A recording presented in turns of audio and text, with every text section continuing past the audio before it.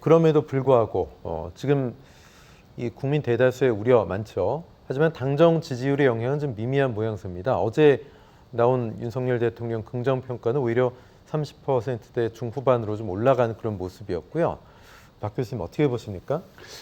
오염수 방류 반대에 대해서 걱정하고 우려하는 국민 여론이 80%입니다. 그런데 윤석열 대통령의 지지율은 30% 중반이에요. 이게 무슨 얘기냐면요. 오염수 저지와 반대와 오염수 방류 반대와 여야 정치 지지는 별개라는 거예요. 오염수 반대는 정치의 문제가 아니라 국민 건강 안전의 문제입니다. 네. 그렇기 때문에 국민의 80%가 걱정하고 반대하는 거예요. 일본에서조차도 방류 반대 여론이 40%가 넘습니다.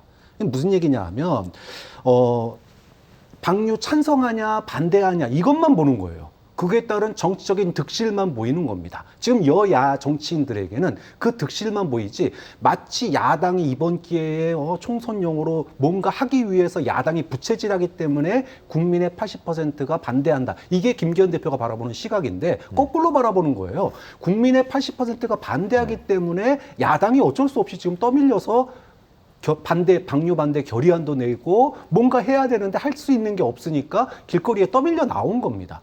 거꾸로라고요. 야당이 나와서 국민이 반대하고 호도되는 게 아니라 국민이 반대하는데 아무것도 할 수 있는 게 없으니까 야당이 떠밀려서 하고 있다. 이렇게 네. 바라보는 게 저는 올바른 시각이라고 봐요. 그러면 야당은 뭐 해야 되느냐? 반대만 외친다고 되는 게 아니잖아요. 그러면 그것을 수습할 수 있는 대안들은 반대를 하는 건 반대를 하더라도 국민들이 안전하고 또는 대책이 될 수 있는 그런 대책들도 같이 내놔야죠. 네. 이게 왜 여야 정쟁의 문제가 아니라 국민들이 모두 걱정하고 있는 안전의 문제이냐. 지금 뭐 거친 말들이 오가고 있는데 일단 윤리위로 이 오염수 방류에 대한 여야 공방이 또 번지고 있습니다. 국민의힘 또 이재명 대표와 임종성, 김영주 의원을 국회 윤리위에 제소했습니다. 뭐 거친 말들도 오가고 있고 국회 부의장이라는 분은 일본 여행 계획 세우고 있다가 혼쭐이 나서 사과까지 했는데 국민 여론이 참 좋지가 않습니다.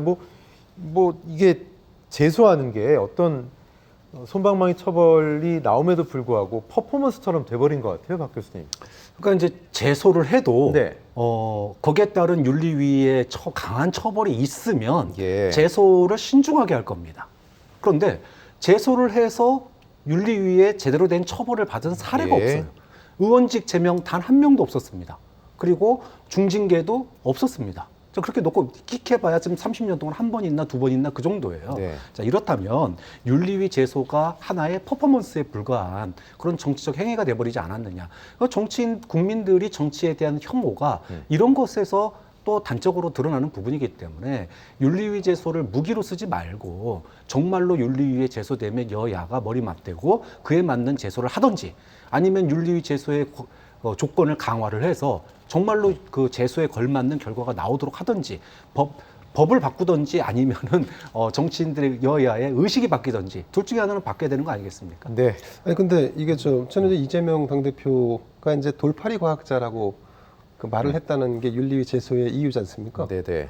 그러면 돌팔이 과학자로 지목된 사람이 명예훼손으로 이재명 당대표를 고발을 해야 되는 거 아닌가요? 근데 이걸 국민의힘이 만약에 이재명 당대표를 고발한다고 한다면 윤리위에 제소한다고 한다면 그럼 저 같은 경우 예를 들어서 이재명 당대표는 정치인으로서 돌팔이 정치인이다라고 얘기하면 이게 어떤 특정 어떤 세력에 의해서 내가 어떤 윤리적으로 비난받아야 할 상황인가? 예. 이게 이제 개인의 선택의 문제고 그 선택이 옳다 그르다의 문제에서는 자꾸 법적인 문제가 갈릴 수 있겠지만 네. 국민의힘이 뭐 이렇게 이재명 당대표가 한 얘기까지 윤리에 제소하면서 이 사안을 더 증폭시키는 이런 건 사실은 좀 하지 않아도 될 일 네. 아닌가 하는 생각이 듭니다. 알겠습니다.